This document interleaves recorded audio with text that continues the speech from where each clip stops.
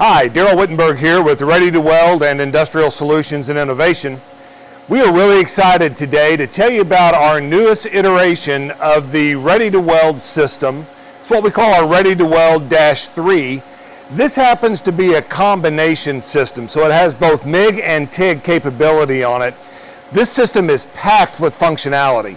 It really does give a lot of the benefits and features that are needed to make pipe production and pipe welding efficient. So let me walk you through this. On this system, we have 3 slides on our torch assembly.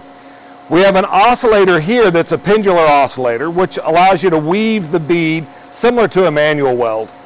Then we have a cross seam slide that allows for fine-tune adjustment once we get to the place that we want to start welding. It allows us to steer right to left while we're welding. Then we have a vertical slide for fine-tune adjustment and for arc monitoring. This monitors the arc while welding, whether in TIG or MIG mode, and allows us to keep a consistent arc gap all the time without operator involvement, even though the pipe is going to be oval shaped or not round. So these 3 features come standard on the system for Redi2Weld-3. On a combo system, we have another really exciting feature. As you can see here, we have our TIG torch mounted on the system. This has hot wire functionality, so here's our wire feed entry angle, and this cable controls our hot wire. One of the main features of the Redi2Weld system is our ability to switch easily from MIG to TIG. So I'm going to show you how that happens. On this system, like I said, we have these 3 slides, but then if I want to switch from MIG to TIG, I simply take the MIG torch out of the holder that's placed here on the column, and boom, and I would change it out with the holder for the TIG torch that's in there now. It is that simple. Then I just simply slide that torch back in, and we have switched modes from TIG to MIG. So we've shown you how to change from MIG to TIG here at the torch front end, but now I want to show you how easy it is to switch from one headstock to the other for welding. So we're going to rotate this around. It is a mechanized rotation. So we've got a motor that drives this rotation and allows the operator to simply move this around without having to pull a pin or anything else. Thank you. So here you can see our MIG power supply on the right. That is the EWM Phoenix 552. It has a modified short circuit root process similar to RMD or STT that you may have seen in the field. EWM calls that root arc. And then over here, can we rotate that around a little more? We have our TIG power source. The TIG power source is a Phoenix 350, it's a Tetrix 352 from EWM. This gives you 350 amps of 100% duty cycle TIG power. It also has hot wire TIG capability built into the same component. There's not a separate component for hot wire. Both of these systems have water coolers on them, so they keep the torch cooled and allow for 100% duty cycle welding. On this system, we have 2 wire feeders. We have this one right here. Let's rotate this back. Thank you. This gives us the ability for a MIG power wire feeder right here. We can also hang an additional MIG wire feeder at the bottom. And up here on top of the Phoenix is where we have our TIG wire feeder. So all of this functionality is built into this system. Okay, let's rotate back around to the weld we're going to do.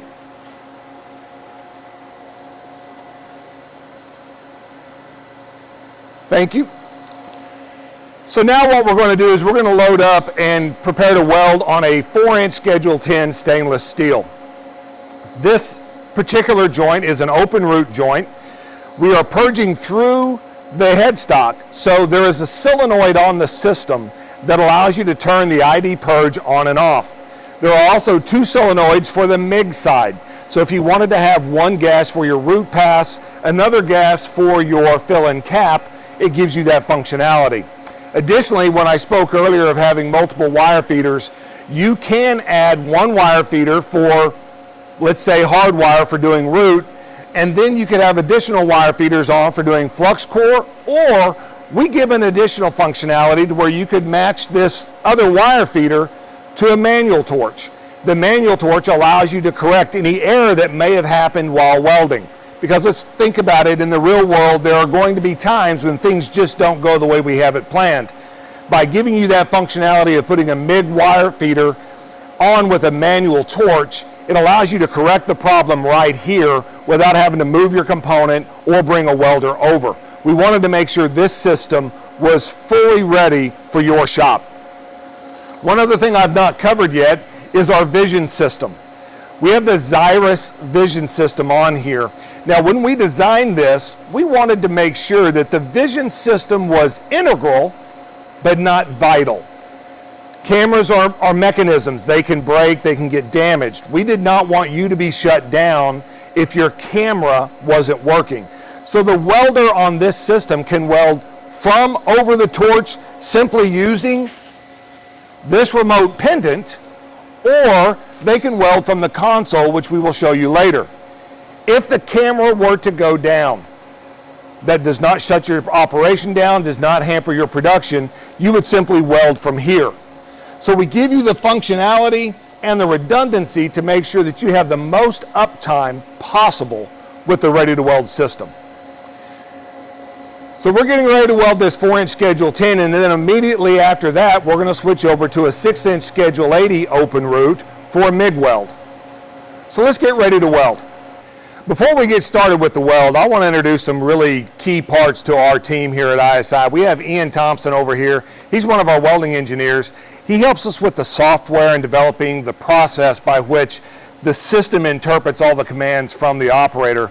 And then this is Reagan. Reagan McLaren has been with us almost 10 years, and he does most of the design work in this system and is really helpful in helping us construct or sculpt a system that's built with the welder in mind, because at the end of the day, that's what Reagan is. He's a really good welder. So I'm going to let these guys get to their places. Reagan's going to run the MIG weld here in just a minute, and then Ian is going to run the TIG weld. So Ian's going to drive the column and boom over to where he wants it to be. You can see we have a mechanized cart travel. This is on a rack and pinion system, so it's very consistent in its speed. And we also have a lot of control over the ramp up and the ramp down, so we don't have sudden jerky motions in this. So he drives it over for rough alignment, and then like I said earlier, we have 3 slides. So what he's going to do is he's going to bring it down, and he could rough align with the cart, and then he does fine-tune adjustment right here with this horizontal slide. He's adjusting his wire entry angle a little bit. Now, in the arc view, you will be able to see that he's going to start on a tack. The idea behind that is when we strike that arc, we have a little bit of a delay from when our wire feed starts, and that gives us a little bit of time to establish that puddle and get things rolling the way we want. When we're pulsing on this, I'll explain what's happening in the weld as we get through this. So Ian, when you're ready, I think we're ready to weld. So our wire feed is scheduled to start at 0.2 seconds of a delay. Now what we have here is I have the ability to peek inside and watch this root drop in. And unfortunately we can't have a camera right here, but if you could see what I'm seeing, you would see a nice, consistent, not overly penetrated root going in. Again, we are purging through the ID. Now another feature we can add to this system is an O2 monitor. That O2 monitor would allow you to set a value for an oxygen content on the ID. We would pick that up on the exhaust side, and it would not strike the arc until we've held that percentage of oxygen in parts per million, until we've held that for up to 5 seconds. Once we hit a 5-second window where we have held that value, it will clear you and allow you to strike the arc.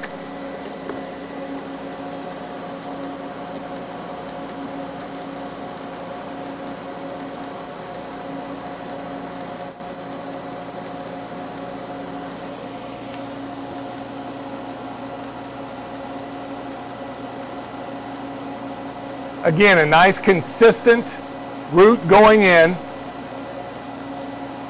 What we have is an open root that's about 332. We have knife edge bevels on this. We didn't put a land on it. We cut and beveled this, by the way, with the Axair pipe and tube saw and the GA10 Axair motor for beveling. Does a great job on Schedule 10 putting the bevel on for a weld like this.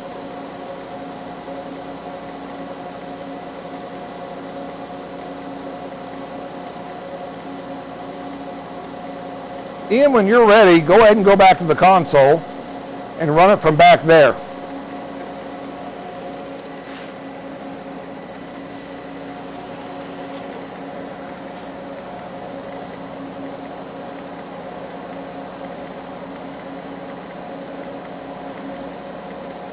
So again, as an operator, you can choose to run this from right here where I'm standing, or you can run it back here where Ian is.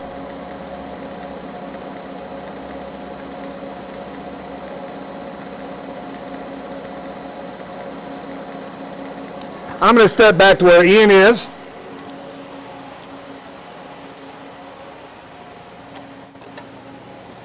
We can see the weld going in. And then right here it tells us what percentage we are done. So this is a one-pass weld, so we're a little bit over 2/3 finished. Once it finishes the weld, it will stop automatically and downslope. You can see here our heat input. We're averaging about 15 kilojoules per inch.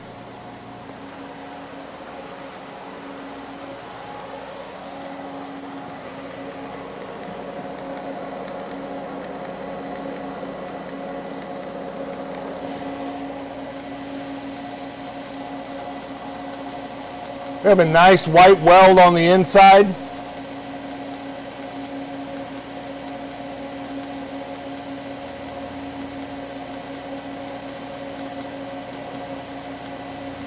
We're coming into our tie-in here in about an inch.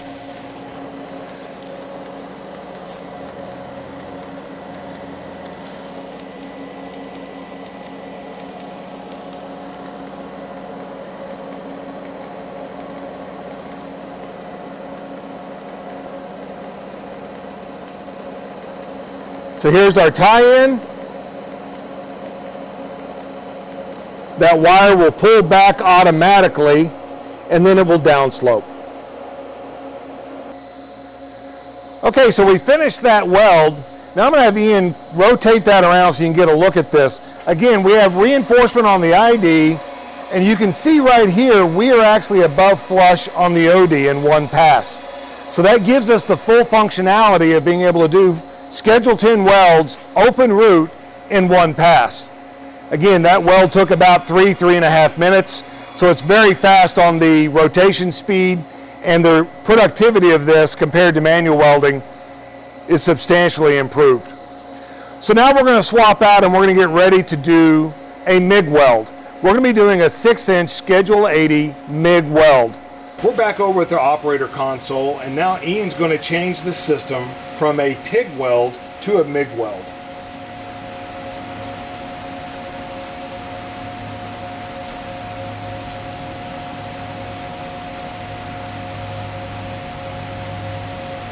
So he chose program number 3, and you can see that we built program number 3 as a MIG program. The system already knows which gas mix we're using. So we have gas mix 1 and gas mix 2. One would be for our root pass, the other would be for our fill and cap. We've told the system it's a 6.625 inch OD. Here's our travel speed for the root pass. We're going to be running at about 175 inches a minute on the root, and we're going to end after pass 2. This will let us, if this were a Schedule 40 weld, we would only do 2 passes.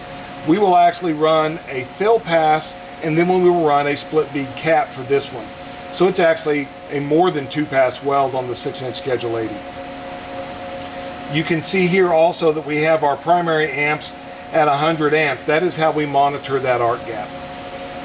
So I think we're ready to go. Reagan's over there at the system. I think we're ready to weld.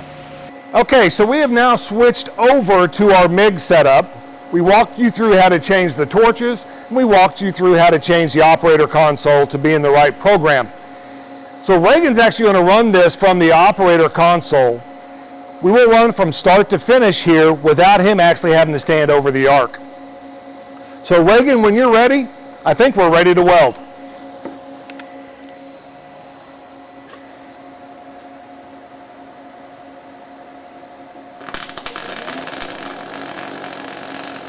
You can hear how soft that arc is.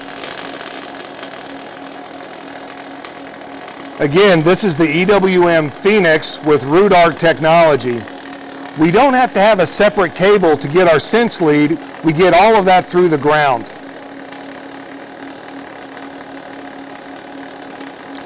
Nice consistent weave on that oscillator. Again, we have a pendular oscillator on the torch, and we have a horizontal oscillator or horizontal slide for cross seam adjustment if we needed to while welding.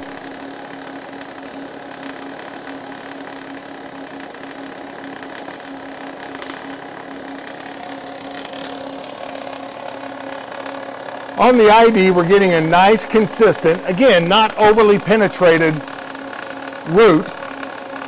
We're consuming the sidewall of that bevel. We've got a fairly heavy land on this, and we're consuming that sidewall and getting it just above flush on the ID.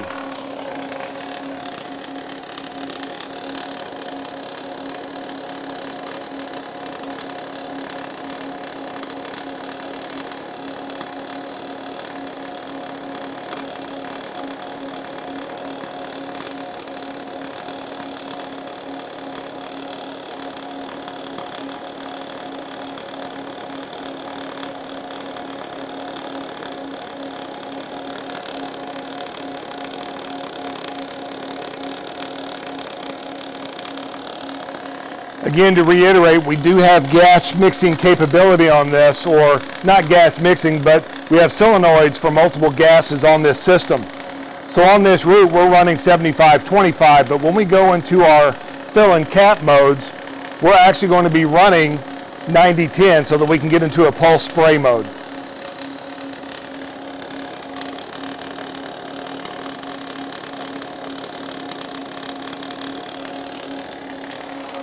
One of the things we've not highlighted yet is these systems all come with a remote pendant for the headstock. So while I'm loading and unloading that headstock, on the other side, I have these foot pedals that allow me to articulate it, rotate it around. I can jog it up and down, make sure it's loaded the way we want to. That way, when we're done with this weld, all I would have to do is rotate this column around, and we could strike off on that other headstock.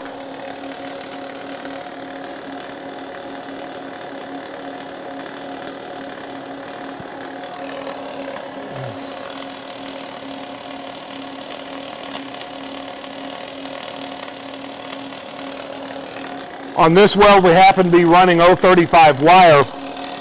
If you wanted to run 045, that's obviously not a problem. Again, you can run flux core processes through this as well, or metal core.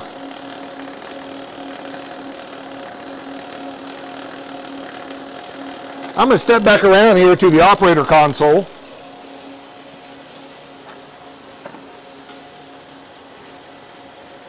And you can see the operator is seeing all of this in here so they can monitor everything that they're watching. And then they have full control because they are also seeing a very clear arc view through the Xyrus system. Obviously, our goal is that the operator is having to do the least amount of interaction possible. But we also know that in the real world, there are going to be times that things are not mounted into the chuck properly, and you're going to need some cross-seam adjustment that's very easy and quick for the operator. So the operator has control with this remote right here, this joystick, or these active buttons here are also operator controls. You can see by looking at the vision system, we're penetrating below that bevel line, consuming the edge of that bevel, and giving us a little reinforcement on the ID.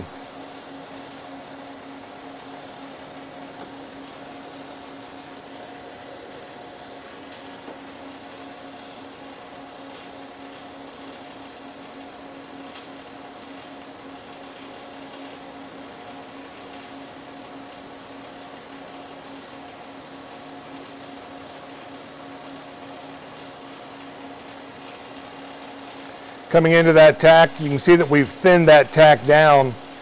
We thin those down a little bit so that we can reconsume them. And as you watch on the camera, you're going to see that we reconsume that tack completely. There you go. I don't care how many times I watch these systems. I love watching this root go in because it's so consistent.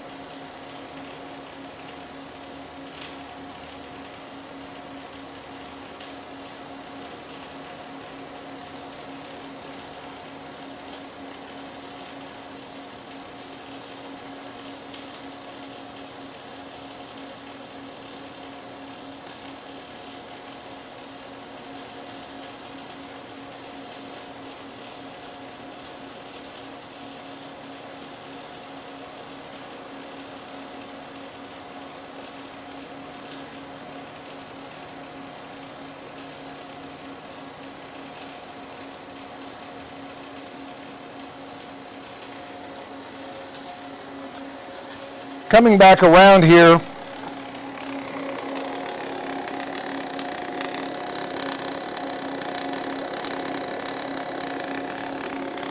this linear oscillator does a great job of giving us a nice consistent weave bead, but also wanted you to notice our cable setup here. We have water cooling for our camera system set up here. That is separate from the power and the control cables, which are mounted on the other side. We wanted to make sure that all of our water or our coolant lines were never in contact with our power lines. On the camera, this system gives you a 100% duty cycle. And as you can see, we just stepped into a pulse spray mode for our fill-in cap.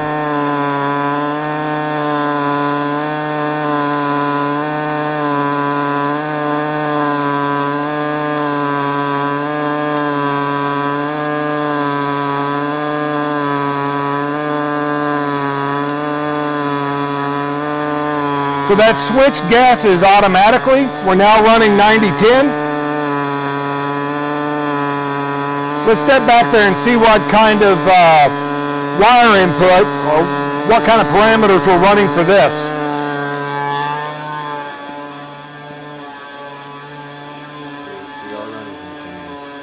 Okay. So here we are running a wire feed speed of about 320 inches a minute. We're rotating at 7.25 inches per minute on travel. Our heat input's running right around 30 kilojoules.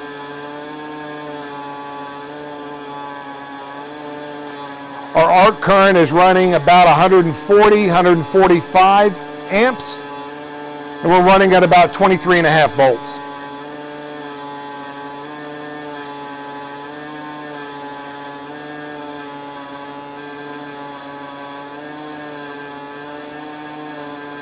Again, I think you can imagine if you're an operator and you're able to weld without having to stand over that arc all day, you're not going to be getting arc flash. You're not going to have to worry about covering up. At least down here in Texas, we are constantly worried about the heat in the shop because we don't have those cool days as often as we would like. So this keeps that operator away from all that heat, all that arc flash, and there's going to be a dramatic improvement in productivity as a result. The number of welds you get on Friday should be the same number that you get on Monday.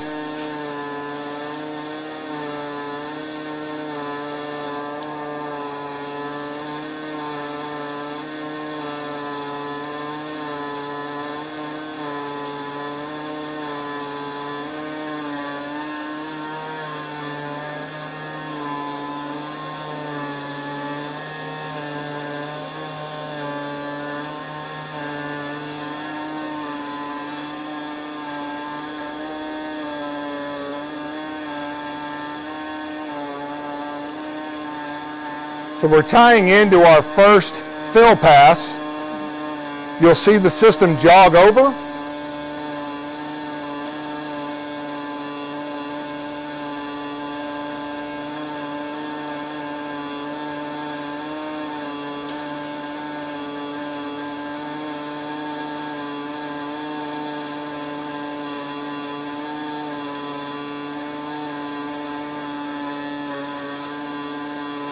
Keep in mind that camera is a 10x magnification, so you're getting a really clear view of that sidewall fusion. And this pulse spray mode from EWM, they call it force arc. It's a fantastic process because it really constricts the arc, makes the arc cone more vertical on its sidewalls, and really lends itself to extremely accurate sidewall penetration, minimizing heat, increasing deposition.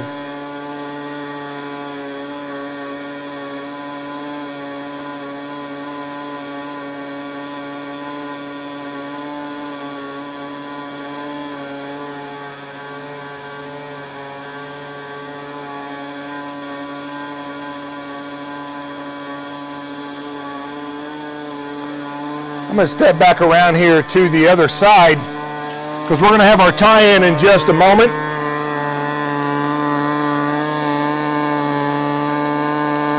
We have a nice, consistent, above flush cap pass going here. Again, we did that root, then we did a fill and cap, and we're split beading that cap, so we're doing our second pass.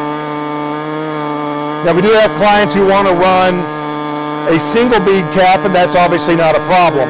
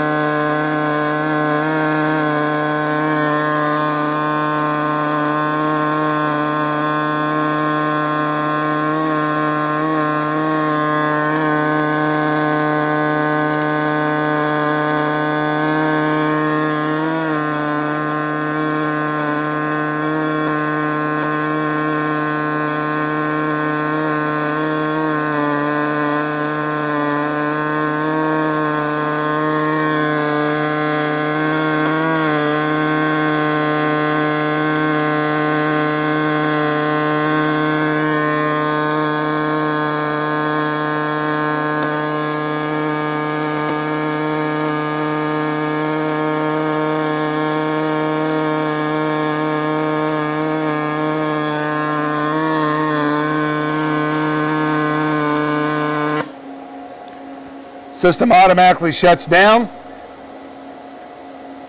I'm going to have Reagan rotate that around just a little bit so we can see that.